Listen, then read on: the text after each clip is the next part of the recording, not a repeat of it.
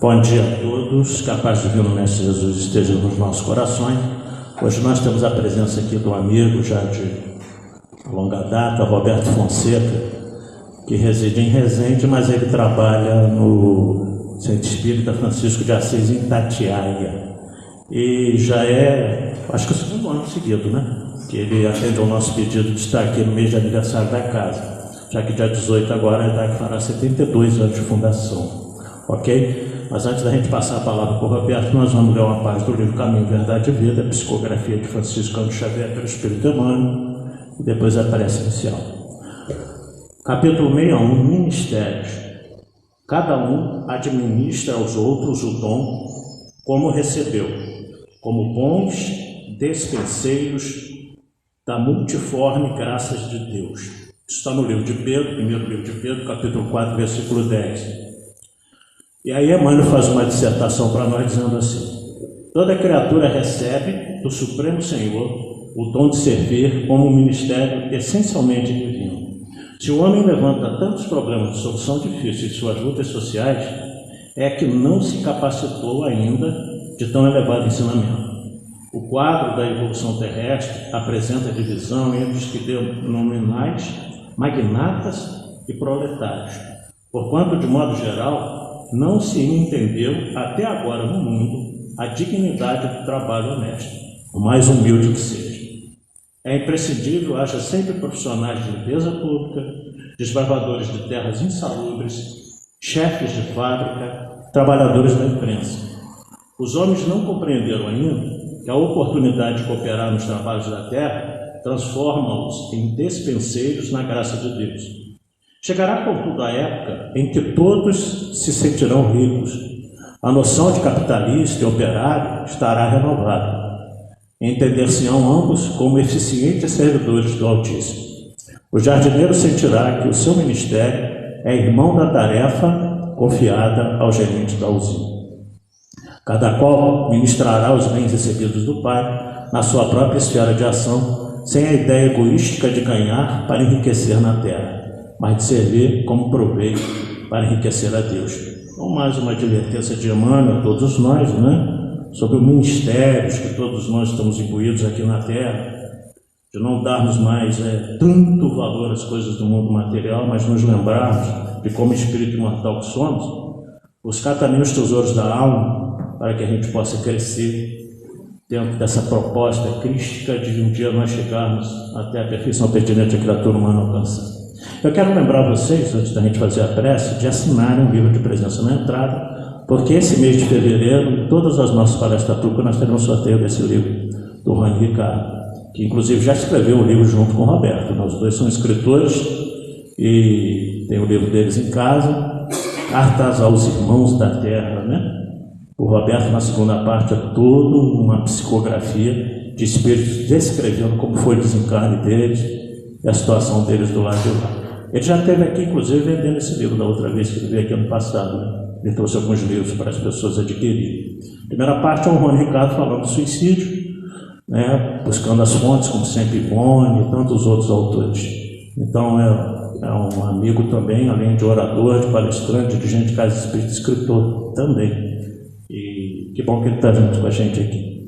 Bom, vamos elevar os nossos pensamentos ao alto, pedir a Jesus que nos ampare nesse momento, para que nós possamos compreender tudo aquilo que Ele nos trará em forma do estudo que Ele preparou com tanto carinho para esse mês tão especial da nossa casa.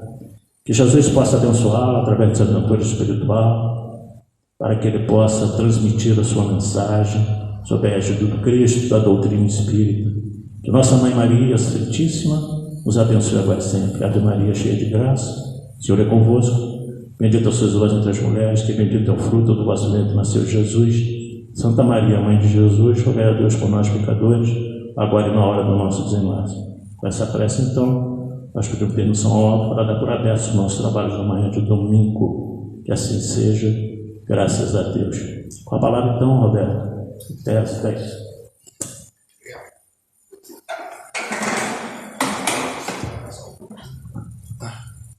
Gente, bom dia. É um prazer imenso estar aqui com vocês de novo. Como diz o Robinson, eu e o Rony, a gente faz esse trabalho. A Esther que é o espírito que trabalha com a gente na mediúnica lá, e ela às vezes se adianta. Então, às vezes eu recebo uma mensagem e aí ela fala, manda pro Rony. Aí eu mando pro Rony e ele fala assim, isso aqui vai encaixar certinho no fechamento do livro tal. E aí a gente fica impressionado como que ela se adianta, ou seja, ela o intui a fazer o livro e faz a psicografia lá só para ele ter a certeza de que realmente é aquilo ali que ele está fazendo. Então, muito bacana o trabalho da Esther com a gente, com nós dois. O Espiritismo e o Espírita. Então, nós somos espíritas dessa doutrina maravilhosa, que nos auxilia, que nos modifica, primeiramente nos modifica. E está lá, eu acho que o Emmanuel que falou que o Espiritismo vai modificar, veio para modificar a cada um primeiro, para depois modificar o mundo. E se a gente for levar, buscar na memória o que nós éramos antes de conhecer essa doutrina, para quem a conheceu há longos anos, que é o meu caso, conheci há pouco tempo, teve gente que teve a sorte de nascer em berço espírita, né? Como que nós vamos modificando o pensamento, o sentimento, a forma de enxergar o mundo. Eu tenho um amigo que ele se tornou espírita, ele era enfermeiro no Hospital Central do Exército e da ala terminal. Os pacientes iam para aquela ala da HCE porque já não tinham mais solução e ele só estava esperando o dia da morte. E ele, geralmente os pacientes desesperavam. Eram pacientes muito difíceis de lidar, porque eles choravam muito, se lamentavam demais. Mas ele reparou que uma paciente era alegre o tempo todo. E um dia ele não aguentou, falou assim, vem cá, todo mundo aqui está esperando a morte, a senhora sabe disso. E todo mundo se lamenta do que não fez, e a senhora está feliz da vida. Aí ela pegou o Evangelho segundo o Espiritismo e entregou para ele, falou, leia e você vai entender. Aí a partir daí, nos últimos meses de vida dele, ele conversava com ela todos os dias que ele estava trabalhando naquela aula e depois se tornou espírita. Porque o Espiritismo nos conforta, nos mostra tudo aquilo que nós poderemos ser futuramente nas nossas encarnações e que começamos a trabalhar aqui agora. O que é o Espiritismo? Está lá na FEB. É uma doutrina de cunho filosófico, religioso, científico, voltado para o aperfeiçoamento moral do homem por meio de ensinamentos transmitidos a Jesus e seu Evangelho, comunicado por espíritos desencarnados, Allan Kardec, notificado em 5 livros conhecidos como Pentateuco Kardeciano. Ou seja, a FEB deu uma esmiuçada ali, resumida, sobre o que é a nossa doutrina espírita. Então, é uma doutrina de cunho filosófico, religioso e científico, e trazida a nós, a Kardec, pelos espíritos encarnados. Uma vez eu ouvi uma frase assim, que eu achei até engraçada. A pessoa falou assim, Kardec recebeu de um pai de santo a doutrina de vocês. Aí eu quase desencarnei. Meu Deus, primeiro, pai de santo é um termo que só surgiu a partir de 1910, quando foi criada a Umbanda no Rio de Janeiro. Então a Umbanda é muito posterior ao Espiritismo. E todos nós que conhecemos aqui a doutrina sabemos que não é bem assim. Então, o desconhecimento da doutrina por parte das pessoas cria essa situação. E as pessoas se assustarem quando você fala que é espírita às vezes. Mas isso tem diminuído bastante. Então, esse aqui foi o Livro dos Espíritos, 8 de abril de 1857, da sua primeira edição. E o nosso Pentateuco. O Livro dos Espíritos foram escritos na sequência: o Livro dos Médiuns, o Evangelho segundo o Espiritismo, o Céu e o Inferno e a Gênese. Todos nós precisamos conhecer esses livros, eles são a base de tudo. Isso evita os erros, evita os enganos. Ouvi dias atrás que o Espiritismo existia antes da doutrina espírita. Eu falei, mas como pode ser possível? O termo espírita foi criado por Kardec para definir o seguidor da nova doutrina. A partir desse termo espírita surgiu o Espiritismo, que é a doutrina. E como que poderia existir Espiritismo antes do Espiritismo? Não poderia. Existiam fenômenos espirituais. Desde a época das cavernas, já existia mediunidade no ser humano. Egito, nos seus cultos religiosos, Roma, Grécia, na Judéia, quando você vê ali Moisés recorrendo aos adivinhos, mediunidade. Mas não é fenômeno espírita, fenômeno espiritual. O espiritismo é a partir daí, quando Kardec pegou a doutrina religiosa e transformou em algo para a gente poder estudar com sequência, com certinho. Então a gente não pode se enganar quanto a isso, mas tem gente falando. Qual o esquema geral da codificação espírita? Então nós temos o Livro dos Espíritos e ele é dividido em 4 partes. O livro primeiro, as causas primárias. Dele surgiu a Gênese. Como que o planeta foi desenvolvido.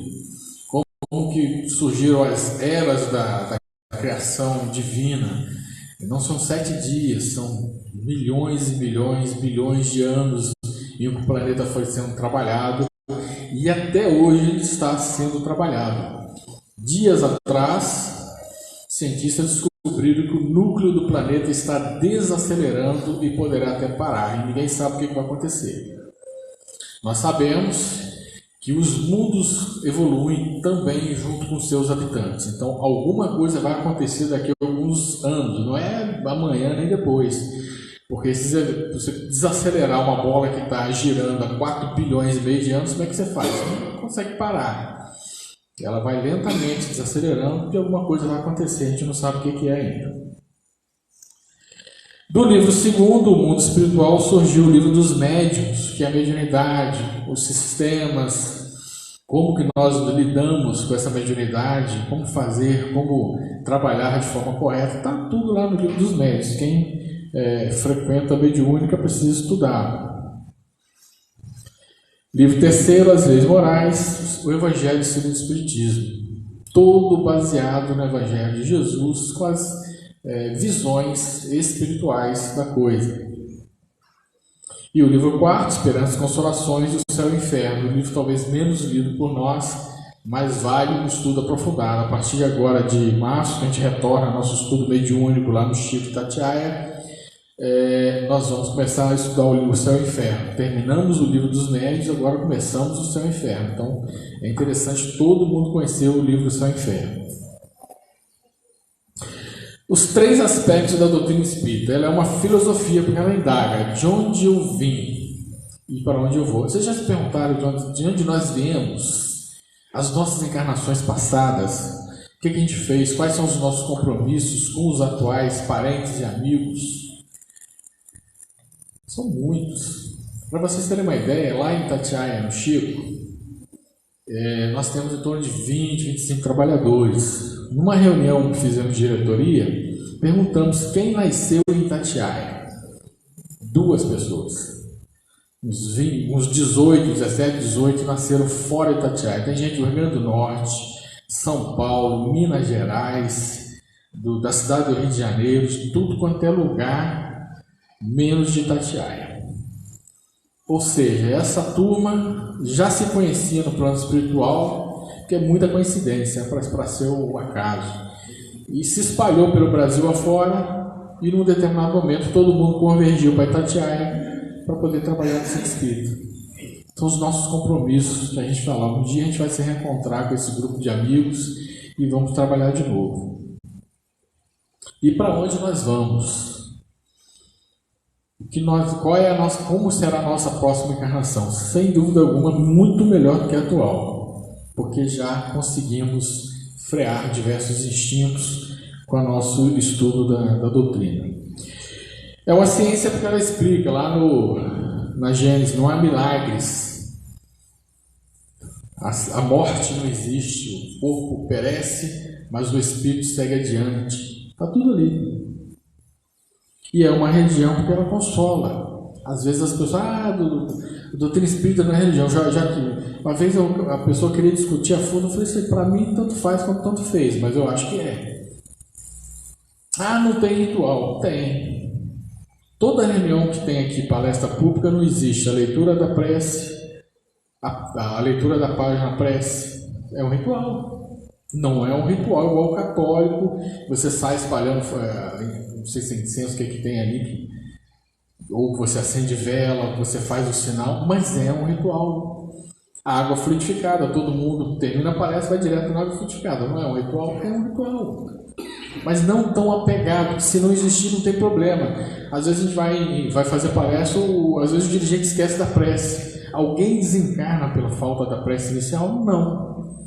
Mas faz isso em determinadas religiões, você acabou. Mais apegadas ao materialismo, às formas, acabou. Não tem gente que só sai de casa se benzer 10 vezes, não vai cair um raio na cabeça dele. Eu tinha um amigo que era assim. Ele saía de casa, ele fechava a porta umas 10 vezes, o sinal da cruz. Fechava o sinal da cruz. Demorou uns 20 anos para ele tirar isso dele. Porque senão, quando ele saía na rua, ele achava que algo de errado ia acontecer com ele. Então temos nossos rituais, sim. Nós somos um corpo religioso, sem dúvida alguma. Conceitos da nossa querida doutrina espírita. O primeiro conceito lá, a crença em Deus. E aí Kardec pergunta aos espíritos: o que é Deus? Nem o que é. O que é Deus? É a inteligência suprema, causa primária de todas as coisas. E ponto.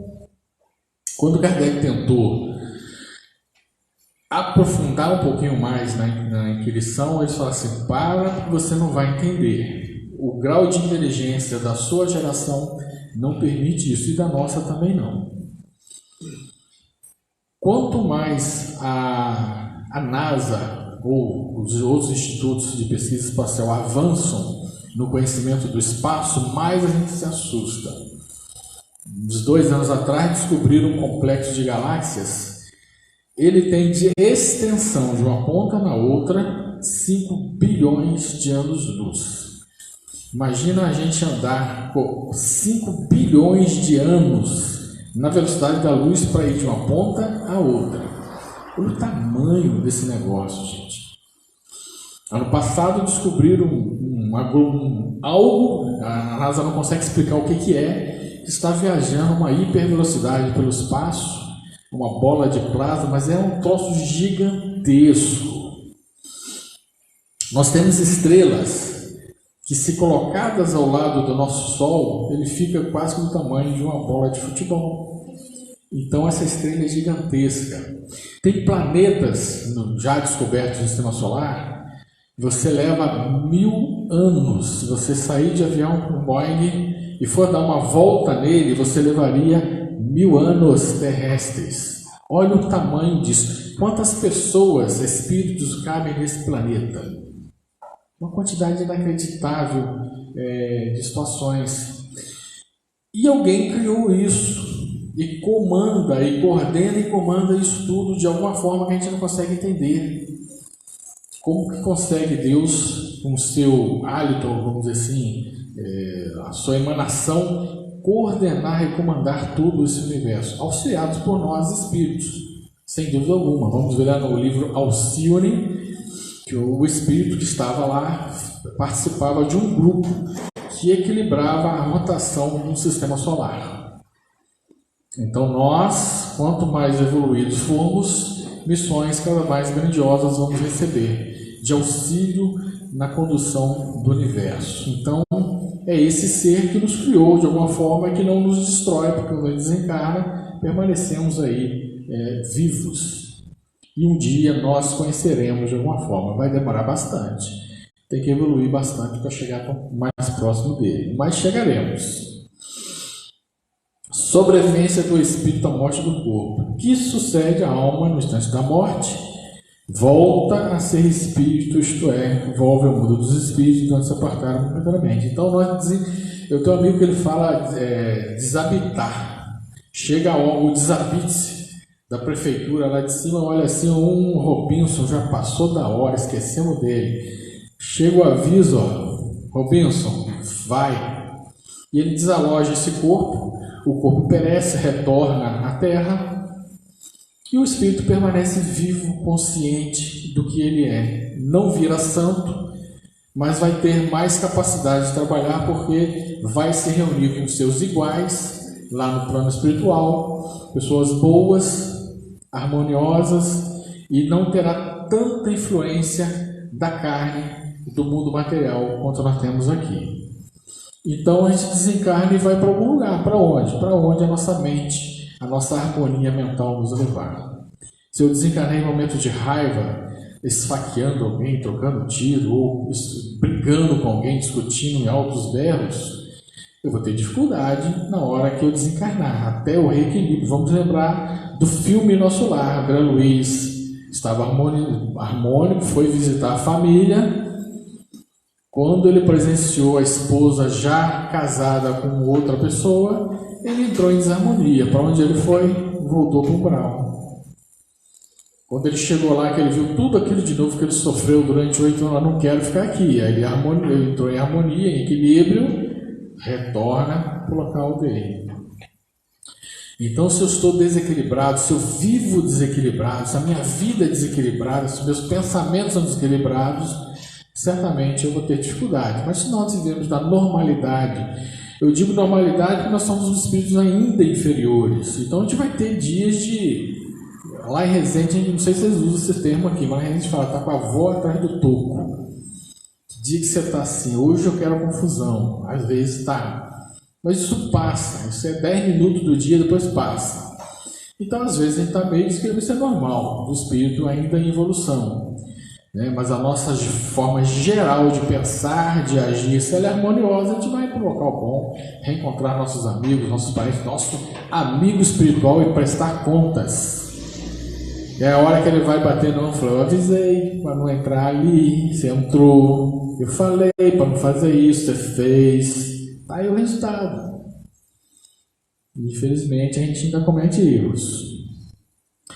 Pluralidade da existência, reencarnação, está lá na 166, como pode a alma que não alcançou a perfeição durante a vida corpórea acabar por depurar-se, sofrendo, que é um sofrimento ao espírito, a prova de uma nova existência, porque a gente está lá em harmonia, tomando sopinha em nosso lar, numa tranquilidade absoluta, não tem calor e não tem frio, a temperatura é normal, nas regiões mais equilibradas, todo mundo sorri, você tem um aeróbus, não precisa pagar R$7 na passagem, o pessoal paga no Rio, né? Um negocinho bacana, você vai andando para cá e para lá, vai visitar, vai ajudar, vai trabalhar, vai para o hospital, vai para a escola, aí alguém bate no seu negócio, você vai descer, você vai reencarnar, vai ter dificuldades, vai ter que acordar cedo e trabalhar, e ainda à noite vai ter que ir para a casa espírita de estudar.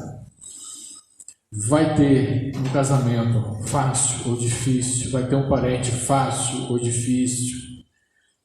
Tudo isso a gente vai encontrar aqui. Então, é sofrer. Porém, é isso aqui que prova que evoluímos. É na dificuldade que a gente prova que evoluímos. Então, é na nossa reencarnação, na encarnação atual que a gente vai provar o que nós aprendemos lá em cima. Ela é imprescindível, o espírito. Está lá no túmulo de Kardec, nascer, morrer, renascer ainda e progredir sempre, tal é a lei. Para ir a ele, é necessário nascer, morrer e renascer até que se tenha chegado ao limite da perfeição, até o Pai. Comunicabilidade com os espíritos. A comunicabilidade dos espíritos com os encarnados não é um fato recente, mas antiguíssimo. A única diferença que no passado era apanágio dos chamados iniciados, e na atualidade, com o advento do espiritismo, tornou-se um fenômeno generalizado em todas as camadas sociais. Então, no passado, nas diversas situações das religiões da antiguidade, existia ali um iniciado, existia um sacerdote, e era ele que recebia as informações do plano espiritual e passava para o rei, o coordenador daquela população. E hoje não, hoje todos nós temos essa capacidade de fazer essa ligação com os espíritos, transmitindo as informações, e dentro daquela reunião mediúnica se decide o que se fala, o que não se fala, o que é interessante ou o que é verdade ou o que não é verdade. Aquele grupo mediúnico já com conhecimento suficiente para analisar aquelas comunicações. Então, foi retirado de alguns e passou para todos, porque todos somos médios, em algum grau ou outro, alguns mais latentes, mais aparentes, outros não. Mas todos nós temos alguma coisa. É muito raro você ver alguém que nunca tenha pelo menos visto uma sombrinha passar do lado assim, passou alguém aqui, ou sentir um arrepio. É um amigo espiritual chegando às vezes. Ouvir alguma coisa, alguém chama seu nome. É comum a gente estar em casa, alguém chama no portão, Robinson, aí o Robinson vai lá, não tem ninguém. É um espírito pedindo ajuda. Às vezes é um espírito amigo que passou para dar um tchau. Esse dia eu estava num trabalho no plano espiritual. Eu encontrei um amigo, deixa eu ver a história que interessante. Nós reencarnamos, mais ou menos na mesma época, mas ele já desencarnou. E eu não conheci essa pessoa em vida. Mas ele me conhecia, a gente se conhecia do plano espiritual. Aí eu estava numa colônia, num hospital, visitando alguém lá, e aí eu encontrei com ele. Aí eu dei um abraço, como é que tá? Como é que foi? Não, foi tranquilo, já desencarnei, já estou de volta. Mas eu não lembro dele aqui encarnado na Terra, então ele encarnou em outra cidade. Mas é amigo. Então isso prova que eu já conheci em outras encarnações, no plano espiritual, e ele está vivo, completamente vivo. E quando a gente sonha com os parentes, né? São parentes que não morreram, estamos todos vivos e a gente pode comunicar com ele, ou através da mediúnica, ou através mesmo do pensamento. Você manda, envia um pensamento, recebe de volta aquele alívio muito grande. Então, quando a gente vê alguém pedindo ajuda na internet, no Facebook tem uma página interessante lá de auxílios aos suicidas. E muita gente pedindo ajuda. Hoje mesmo de manhã estava lá, o cara, me ajuda que eu estou pensando em matar. Aí você para 30 segundos e faz uma prece e envia para ele. Faz uma prece na hora, deixa para depois, não, depois esquece. E aquela prece vai chegar nele de alguma forma. Aí você vai olhar, tem 70, 80 comentários, são pessoas que fizeram prece para ele. Isso ajuda aquela pessoa a não desencarnar. Então é o mínimo que a gente pode fazer pelo ser humano que a gente nem mesmo conhece. E a pluralidade dos mundos habitados. São habitados todos os globos que se movem no espaço? Sim. E o homem terreno está longe de ser, como supõe, o primeiro em inteligência, bondade e perfeição. Veja que o Kardec pergunta, são todos os planetas existentes no espaço? Ele diz sim. Então, nós temos que 9 planetas, o pessoal desconsiderou Plutão, eu acho uma injustiça com Plutão. Eu considero Plutão planeta até hoje. Então nós temos 9 planetas no sistema solar. Os 9 são habitados? Sim. Alguns com seres encarnados e outros com seres desencarnados que utilizam-se daquele planeta como morada, ou morada temporária, morada de estudo, morada de preparação para ir para outro local. Chico fala de Plutão, planeta prisão, onde espíritos que transgrediram de forma muito grave a lei na Terra são aprisionados em Plutão para início do seu trabalho de resgate. Então o Chico falava de Hitler, condenado a 1000 anos de prisão em Plutão, para depois desses 1000 anos ele poder começar a habitar outros globos terrestres, outros globos habitados, para poder resgatar. Se eu muito me engano, Mahatma Gandhi é o mentor dele lá para recuperá-lo, se ofereceu para auxiliar na recuperação de Hitler. Então ele está com um professor muito bom, mas são 1000 anos terrenos em que ele vai ter que ficar fora, porque nesses 1000 anos todo mundo que ele prejudicou se resolve. Se ele volta para a Terra agora, imagina a situação dele de perseguição, seria muito grande. Existem organizações espirituais de perseguição nazistas no plano espiritual, são ferozes, são muito difíceis mesmo, e caçam os nazistas reencarnados a todo tempo. Contribuições do Espiritismo para a evolução do pensamento humano. Lei de justiça, amor e caridade. É ela que nos mostra que tudo que vai acontecer com a gente está previsto porque nós solicitamos, porque nós transgredimos ou porque nós merecemos essas coisas que vão acontecer. Então, tudo está dentro da justiça. Mas qual justiça da Terra? Não, é divina, é a perfeita. Emmanuel que falava, a colheita é facultativa, tá? O plantio é facultativo, mas a colheita é obrigatória. Então, quando a gente vê uma injustiça terrena, às vezes a pessoa é condenada ali a alguns anos de prisão e de repente sai do nada assim para ficar livre. A gente, caramba, é uma justiça humana. Mas ele vai ter que responder isso quando ele desencarnar. Ele vai solicitar, vai implorar para retornar e repor tudo aquilo que ele tirou um dia. Porque o arrependimento vai bater. Sem dúvida alguma, hora o arrependimento bate. E aí ele precisa resgatar. Então aí vem a justiça divina e fala, vai ser assim, assim, assim, pronto. Sem ódio, sem rancor. Por que sofremos? Será que Deus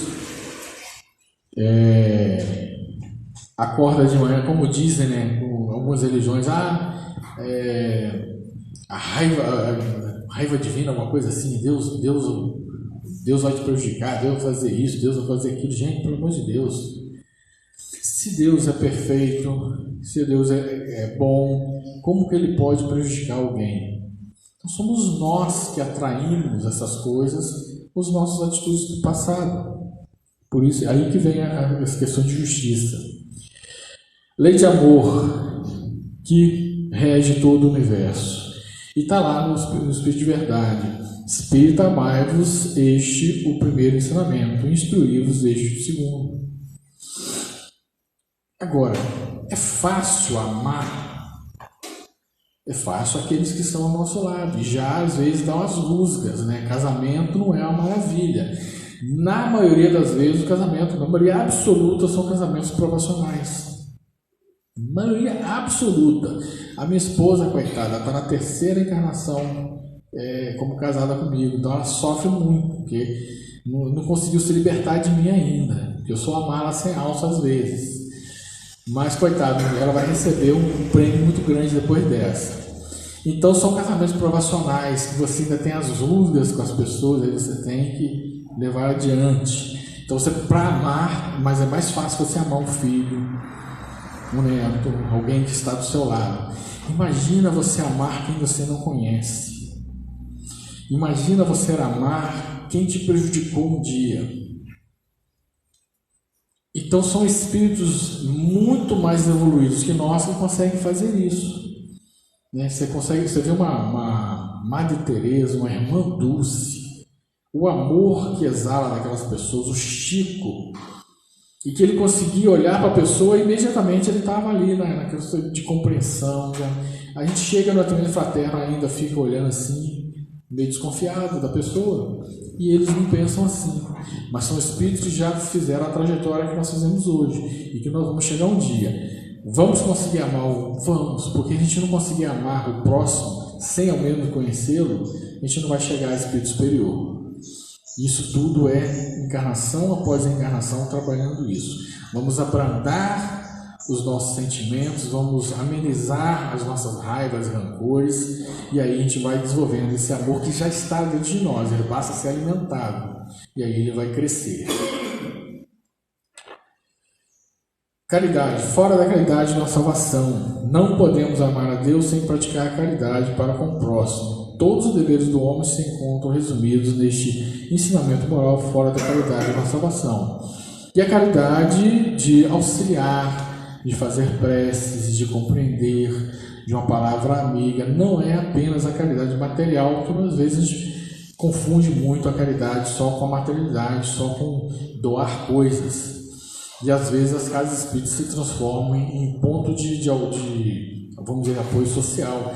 O coitado do presidente passa o mês inteiro correndo atrás de alimento para a cesta básica. Às vezes não tem tempo de pensar outras coisas. Então a gente tem que pensar muito sobre isso. E cesta básica é dever do Estado, sem dúvida alguma. A casa espírita pode, mas não pode ser a atividade principal da casa espírita. A casa espírita é local de estudo, de trabalho. Qual o verdadeiro sentido da palavra caridade? Benevolência para com todos, indulgência com as imperfeições alheias dos outros e perdão das ofensas. Então tudo isso, a caridade está inserida ali. benevolência, ser bom, ser indulgente, entender o erro alheio. Nós entendemos 100% dos erros alheios? Ainda não. Ainda não conseguimos fazer isso. Mas estamos a caminho. E perdão das ofensas, né? Deixa que Deus cuida. Não adianta ficar guardando rancor. Às vezes a pessoa fala, mas fulano fez isso, fulano falou aquilo. Esquece. Deixa que a vida cuida, Deus cuida. Não esquece, deixa para lá. Não arranja mais confusão, porque já piora a situação. Então a gente tem que fazer muito disso. Lei de causa e efeito. Porque sofro. Pela lei de causa e efeito, cada criatura perante a providência divina detém uma conta própria com débitos e haveres contabilizados. Seremos responsáveis por todas as atitudes infelizes perante o nosso semelhante, assim como seremos credores por todo o bem que dispensamos. Um dia, isso eu li num livro espírita, que eu não lembro mais o nome. Uma pessoa, o mentor, a retirou do corpo à noite e falou assim, vamos conversar um pouquinho mais. Aí ele falou assim, eu vou te levar no plano espiritual e vou te mostrar um negócio. Aí chegou lá no plano espiritual, numa sala. Aí tinha um arquivo, esses arquivos de escritório, arquivo de aço, com aquelas pastas suspensas, né? E aí ele falou assim, estava escrito assim uma etiqueta, boas ações, e embaixo, ações não muito boas. Aí o mentor perguntou para ele, qual você quer ver? Aí ele olhou assim, não, vamos ver as boas primeiro, né? Vamos ver o que eu fiz de bom nesse mundo.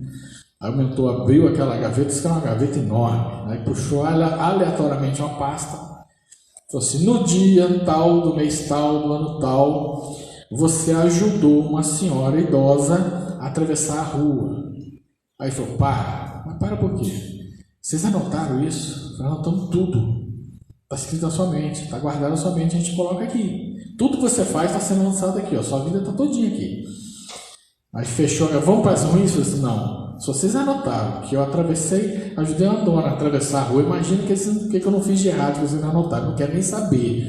Volta para o corpo que eu vou melhorar um pouquinho mais. Aí ele começou a dar uma melhorada. Eu tenho um outro amigo que a gente trabalhou junto na fronteira, na época era capitão, coronel do exército, de Amazônia, gente boa demais, um coração de ouro. Só que ele, na 20 e tantos anos de idade, 30 anos de idade, ele disse que ele era muito difícil de lidar com ele. Ele falou, ele era muito complicado. Ele falou, era complicado demais. Brigava o tempo todo com a esposa, já era a segunda esposa.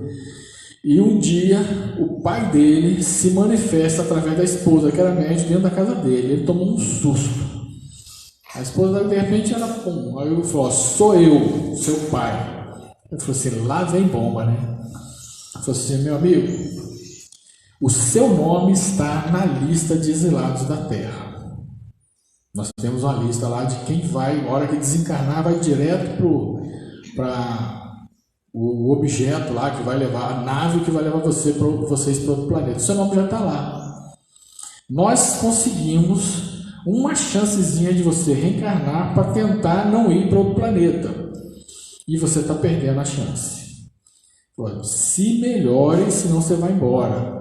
Você gosta desse mundo? Adoro. Então, meu filho, ou você melhora ou não tem jeito. Você vai desencarnar e vai embora para outro planeta. Ele falou, virei um anjo. E realmente, o coração de ouro desse cara. Ele falou, aquilo ali me bate na cabeça o tempo todo. Que ele precisa melhorar, senão ele vai embora. Ele não quer ir embora da Terra de jeito nenhum. Quer ficar aqui, quer ficar junto com a família, junto com esse planeta maravilhoso, esse planeta é lindo. Né? Então é assim, a gente tem que melhorar. E somos responsáveis por tudo aquilo que fizemos. Isso é um fato. Está lá o Chico, somos livres para decidir sobre os nossos atos, muito embora nos tornemos escravos de suas consequências. Isso tem que estar na nossa cabeça o tempo todo. Eu posso fazer isso, eu posso. Todo mundo é livre para fazer o que quiser. Mas vai responder por isso. Foi Paulo que falava, tudo me é possível, mas nem tudo me é viável. Paulo já falava isso lá atrás, lei de causa e efeito. Ele falava isso lá atrás, vocês podem fazer o que quiser, mas vai responder por isso. E o bem que praticais em algum lugar, eu tenho advogado de toda parte. mais uma vez André Luiz. Ele atendia de má vontade, mas atendia gratuitamente um paciente, esposo de uma senhora. E o paciente, ele desencarnou depois que ele passou aquele tempo todo no umbral, que ele foi para a colônia Nosso Lar. Ele foi lá buscar um dia num local lá de dados, de informática lá, quem tinha feito preces por ele depois da morte dele. E 2 pessoas haviam feito prece para ele, 2. A mãe e essa senhora. Já estava desencarnada, inclusive, ele já tinha até encontrado com ela. Mas ninguém tinha feito preces por ele. Aí ele tomou um choque, falou, caramba, como é que eu era em vida? Só 2 pessoas. A mãe, que naturalmente ia fazer mesmo, porque a mãe ama o filho, de qualquer forma. E uma pessoa praticamente desconhecida, mas que ele fazia atendimento. Então o bem dele, o bem que ele fez, mesmo involuntariamente, o auxiliou depois lá no plano espiritual, que aquela prece ajudou bastante. Então, o livre-arbítrio que eu falei, nós somos livres para fazer. Com a conquista do raciocínio, o homem adquire também o livre-arbítrio, ou a faculdade de escolher por si mesmo o caminho a palmilhar. Com isso, somos construtores de nossa própria felicidade ou do nosso sofrimento, pois temos a liberdade de escolher o caminho que mais nos agrada. Então, os caminhos são diversos, a gente vai escolher aquele que agrada. E isso tem que estar em nós espíritas. Eu posso fazer isso? Posso. Mas o que vai gerar isso para mim? Futuramente. Eu vou responder por isso? Vou. Então, não faço. Não posso. Não devo, fazer isso. O livre-arbítrio se desenvolve à medida que o espírito adquire consciência de si mesmo, nada o dirige senão a sua vontade. Então, de acordo com que somos mais evoluídos, somos mais livres para decidir, porque também temos maiores condições de compreender as situações. A inexistência da fatalidade, essa semana nós vivemos isso, Turquia e Síria, agora em 2023. Até agora já passaram mais de 20 mil mortos. Será que Deus é injusto? Acordou, vamos dizer assim, vamos humanizar Deus. Acordou de manhã e falou, hoje eu vou destruir uns prédios com quem está dentro. Não, de forma alguma. Está lá na 851. A fatalidade existe unicamente pela escolha que o Espírito fez ao encarnar, desta ou daquela prova para sofrer, escolhendo instituir para si uma espécie de destino que é a consequência mesmo da posição em que venha achar-se colocado. Então, eu escolhi desencarnar no desencarno coletivo uma determinada situação, em determinado país do mundo. Numa época da minha vida eu serei deslocado para lá, de alguma forma a vida vai me lançar naquele local, os destinos vão me lançar lá e eu vou sofrer aquele desencarne, resgatando aquele meu passado. Está aí o desencarne coletivos. Ocorre porque um grupo ou um grupo de espíritos, grupos de espíritos comprometidos com o mesmo débito ou débitos semelhantes, em reencarnações pregressas, se associam ainda na espiritualidade, antes do renascimento, com a finalidade de realizar trabalho redentor em resgates coletivos.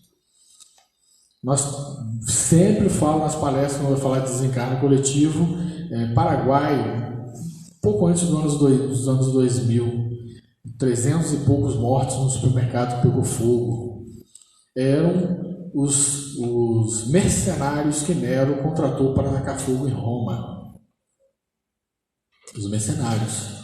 E eles levaram praticamente 2000 anos para estar em condições do resgate. E isso é a bondade divina. Ele não exige de você agora, você fez isso nessa encarnação, na próxima você já vai resgatar. Não. Ele vai esperar aquele ser espiritual evoluir a tal ponto que o próprio ser pede, agora eu quero, agora está na hora, agora eu posso, agora eu aguento. Porque talvez se você fizer isso de imediato, aquele espírito vai levar anos e mais anos até se recuperar. Mas quando ele já está pronto, ele mesmo pede, não, vamos lá, aquele grupo se junta, vamos embora e vamos reencarnar e vamos resgatar aquilo que a gente fez. Missão do Espiritismo. Recordar os ensinamentos mais do Cristo que foram deturbados, a gente busca lá a fundo o que significa cada coisa, Imagina Cristo falar de vida em outros planetas. Nem todos os planetas eram conhecidos até naquela época, conhecia-se muito pouco, se entendia muito pouco do que era o sistema solar, não se tinha essa ideia, nem essa ideia mesmo do sistema solar, isso é mais recente, não se conhecia praticamente nada. Imagina ele falar isso, não dava. E ensinar todas as coisas, mediunidade, comunicabilidade, plano espiritual. Quando Chico escreveu O Nosso Lar, a própria Federação Espírita Brasileira teve dúvidas, porque até então era novidade. Ninguém tinha falado em colônia, ministério, hospital, escola, ninguém tinha falado. Você vai no Livro dos Espíritos, você vai encontrar alguma coisa no céu e inferno. Não sei se é a Condessa Paula que fala alguma coisa de cidades espirituais. Eu acho que é a Condessa Paula que fala no céu e inferno, se eu não me engano. Mas você não vai achar, porque não deu tempo de Kardec, ele não podia aprofundar, senão ele não ia conseguir terminar a missão dele. Mas aí vem as obras complementares, Chico, Divaldo, Ivone, todo o Raul, os principais escritores ali, a gente confia neles, vem trabalhando o plano espiritual, mostrando as cidades, hospitais, tratamentos, desencarne. Manuel Filomeno de Miranda desenvolvendo a mediunidade de uma forma maravilhosa, mostrando que a mediunidade, como que se trabalha a mediunidade, tudo isso não dava para fazer lá no livro dos médios, não ia ficar um troço imenso. Como outrora Jesus revelou a verdade em amor no seio das religiões bárbaras de há 2000 anos, usando a própria vida como espelho de ensinamento que se era veículo, cabe agora ao Espiritismo confirmar o mistério divino, transfigurando as lições e serviços de aprimoramento da humanidade. Então, a doutrina espírita veio para aprimorar. Então, a pessoa chega na casa espírita, às vezes uma vida confusa, muito difícil, e aí ela começa a ter contato com essa moral espírita superior, e aos poucos ela vai se adequando àquilo ali. Ela vai deixando de cometer determinados atos, e aos poucos ela vai se amoldando a uma moral superior, que vai entendendo que aquilo ali é para o seu bem, para a própria salvação daquela encarnação. E com isso a gente vai aprimorando a humanidade. O centro espírita foi feito para evangelizar, consolar e esclarecer. Por isso que eu falei aquilo ali, a frase do Chico. É a principal atividade da casa espírita. Evangelizar, consolar e esclarecer. As demais podem ser feitas sem dúvida alguma. Não podemos esquecer isso aqui, em hipótese alguma. O centro espírita é muito mais do que a casa física que ele serve de sede. Então, por cima aqui, certamente existe uma instituição imensa que abriga os trabalhadores espirituais da casa. Então, existem duas equipes de trabalho, a equipe desencarnada e a equipe encarnada. E as duas se encontram à noite e vão trocando figurinha. Vamos fazer assim, vamos fazer desse jeito. Às vezes na mediúnica, vamos fazer isso, muda aqui, muda ali, insere esse estudo aqui, tira esse estudo aí, já deu para o pessoal compreender, já não precisa mais. Então essas duas equipes vão trabalhando. Você tem o mentor espiritual da casa, o dirigente espiritual, tem o dirigente da mediúnica, encarnado e desencarnado, e os dois à noite, sem dúvida alguma, trocam figurinhas para que a casa funcione. Mas coisas físicas é a equipe encarnada que decide. Cor de cadeira, posição de cadeira é a equipe encarnada. O plano espiritual não interfere nisso. Estão trabalhando lá no plano espiritual. A gente teve uma discussão uma vez lá com um camarada que ele recebeu a intuição de que teria que plantar uma flor branca no jardim. Eu falei assim, como assim? Não, o espírito tal pediu. Eu falei assim, vai ficar no pedido, não vai plantar não. Eu vou plantar. Eu falei, se plantar eu arranco.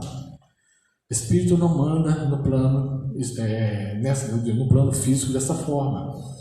Isso aí é da cabeça do cidadão. Imagina, plantar uma flor branca, daqui a pouco ele vai estar fazendo prece para a flor branca, vai levando paciente para a flor branca, acabou. Você deixa de ser doutrina espírita e vira qualquer outra coisa. Templo, lar, hospital, oficina, escola, centro espírita, tudo isso. Suricão da Chuva. E acima de tudo, o local de reencontro de amigos. Às vezes também inimigos. Porque tem. divisões dentro da casa espírita, porque fulano, na encarnação passada, a gente tivemos um problema desse lá no Chico e foi difícil de resolver. Resolvemos, mas foi muito difícil. Dois trabalhadores que quase viviam brigando. Quando a gente colocou o nome dos dois na mediúnica, apareceu a briga do passado, 2 religiosos que brigavam no passado, agora 2 religiosos que brigam no presente. E até quando vai isso? Até eles se amarem. Até eles se amarem de novo. Mas a briga era do passado, transferido para a briga do presente, e isso deu muito prejuízo para a gente, deu muito trabalho. Para a gente poder fechar, o Espiritismo e nós espíritas. Se o Espiritismo, conforme foi anunciado, tem que determinar a transformação da humanidade, claro, é que esse efeito ele só poderá produzir melhorando as massas, o que se verificará gradualmente, pouco a pouco, em consequência do aperfeiçoamento do indivíduo. Então, não vai acontecer de uma hora para outra. Nós já temos mais de 170 anos. Primeira, segunda fase já foram suplantados, são 2 fases de 70 anos, deu 140. A terceira fase é de expansão. Vai levar pelo menos mais 70 anos, eu acho que vai levar muito mais, tivemos mais dificuldades agora com as pandemias da vida, dificuldade de expandir, algumas casas fecharam, porque desencarnou muita gente, mas continuamos trabalhando. E aí as outras fases a gente não sabe o que vai acontecer, mas estamos aí trabalhando, aumentando cada vez mais e melhorando a humanidade cada vez mais. Estamos no caminho certo. O que é ser espírita? É, em primeiro lugar, praticar os ensinamentos de Jesus e não apenas acreditar nele. Então é procurar. A gente não consegue fazer 100%, não dá, né? Às vezes eu ouço a pessoa quando eu tenho a situação tal, eu penso, como que Jesus decidiria? Gente, nós estamos prontos para decidir como Jesus decidiria? Eu não estou. Eu estou tentando não fazer coisa errada toda hora, mas decidir como Jesus decidia. Primeiro, que o pensamento dele é muito superior ao nosso, o entendimento dele da situação é muito mais abrangente do que a nossa, porque quando Jesus olhava para a pessoa, ele sabia o que era a pessoa, o que ela foi, o que ela é agora, o que ela está pensando naquele momento, né? Isso acontecia com o Chico. Raul Teixeira conversando com o Chico, chega uma pessoa e conta uma história para ele. Aconteceu isso na minha vida, fulano fez isso, fez aquilo. O Chico ouviu, estava o Raul, o pessoal estava impressionado com a história, uma história escabrosa. Quando a pessoa foi embora, o Chico falou assim, gente, não é isso que ela falou. A situação é assim, assim, assim. Ela mudou a história, mas eu sei porque tinha um espírito do meu lado falando, não é isso não, é assim, assim, assim. Então esses espíritos mais evoluídos, eles têm essa condição. Então como é que eu vou decidir como Jesus? Eu estou tentando decidir como meu amigo espiritual fala para mim. Intui, né? Nem fala, intui. Não faz isso. Às vezes aparece a intuição. Às vezes eu não consigo.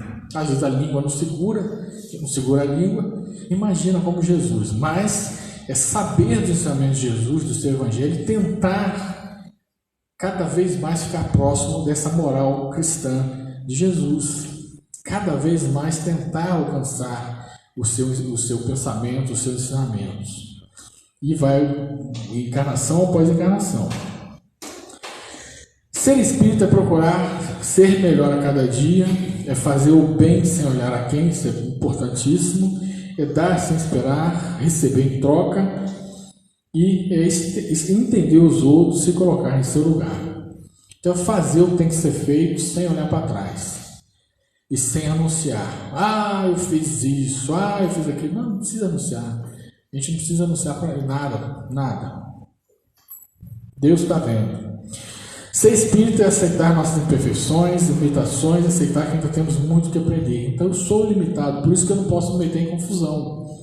Por isso que eu não posso entrar em determinados caminhos, porque eu vou levar um tombo. Aí você não entra. Mas você está com medo? Não, eu estou me preservando. Não vou entrar, mas eu não posso mais ir nessas determinadas situações. Eu não posso mais fazer isso, não posso mais fazer aquilo, porque se eu fizer, eu continuo aqui, espírito inferior a mais e mais encarnações. Então, eu já tenho que almejar outros caminhos, outras situações. Quem são os verdadeiros espíritas? Reconhece-se o verdadeiro espírito pela sua transformação moral, e pelos esforços que faz para dominar suas más inclinações. Então nós já temos uma moral, já aprendemos essa moral espírita aqui na casa, nos estudos, já evoluímos e estamos aí trabalhando bastante para combater as nossas más inclinações.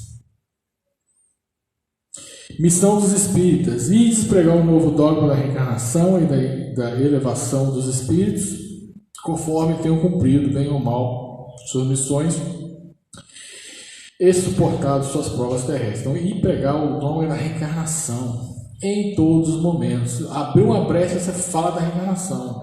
Abriu uma brecha, você fala, eu sou espírita. A pessoa vai levar um susto, mas ela vai se acostumar com isso. Porque um dia ela vai ser espírito também.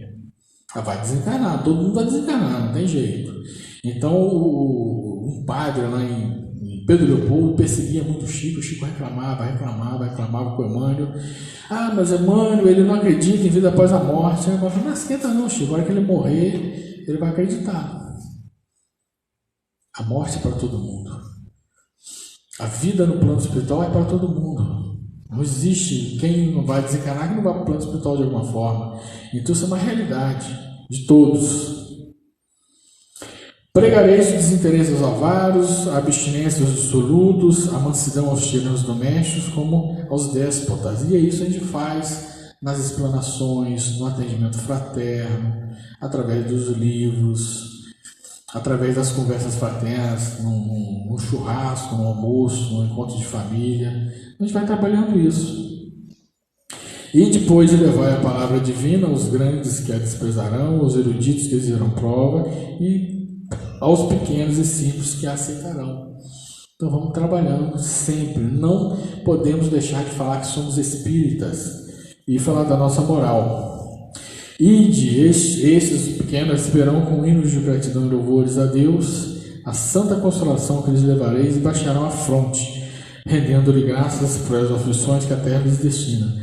Porque os mais simples e humildes têm um sofrimento a todo instante. Quando você chega e mostra para ele que aquilo ali é consequência, às vezes, de um erro do passado, mas que tudo termina com essa encarnação, ele aceita com mais facilidade do que aquele que está vivendo uma vida de gozos materiais imensa e que não está nem aí o que vai acontecer depois, porque na cabeça dele ele tem que usufruir tudo agora. Como reconhecer os espíritos? Reconhecê-lo-eis pelos princípios da verdadeira caridade, e eles ensinarão e praticarão. Reconhecê-lo-eis pelo número de aflitos a que levam consolo. Reconhecê-lo-eis pelo seu amor ao próximo, pela sua abnegação, pelo seu desinteresse pessoal. Então, quantas pessoas a Casa Espírita já não atendeu?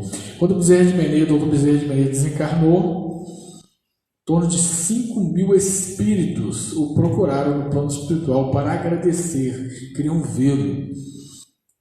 Celina o levou até a sacada e ele viu aquelas 5.000 pessoas mais ou menos em frente à casa dele lá no plano espiritual e perguntou, quem são? Eu não conheço ninguém.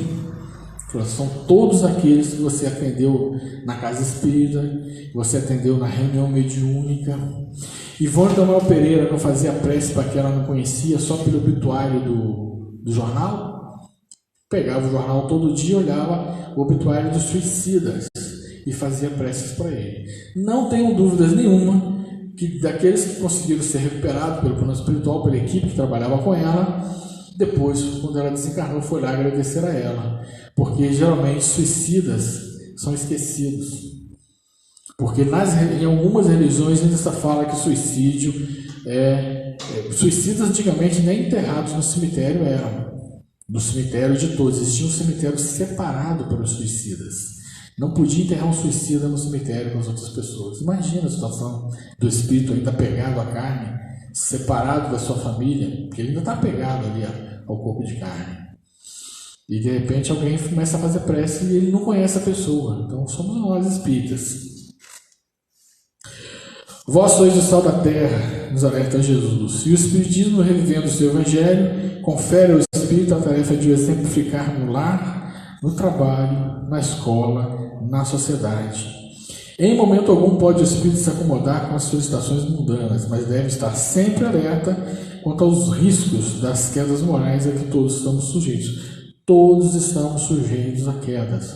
É só dar uma olhadinha lá no Amanhecer de uma Nova Era, acho que é o número 2, se eu não me engano. É o número 2, em que um presidente de uma instituição espírita, após ficar viúvo, caiu muito, mas caiu muito mesmo, em um erro e que estava com dificuldade de sair. Aí ele pediu ajuda à federativa, confessou o que estava fazendo e aí eles foram trabalhar em cima daquilo ali.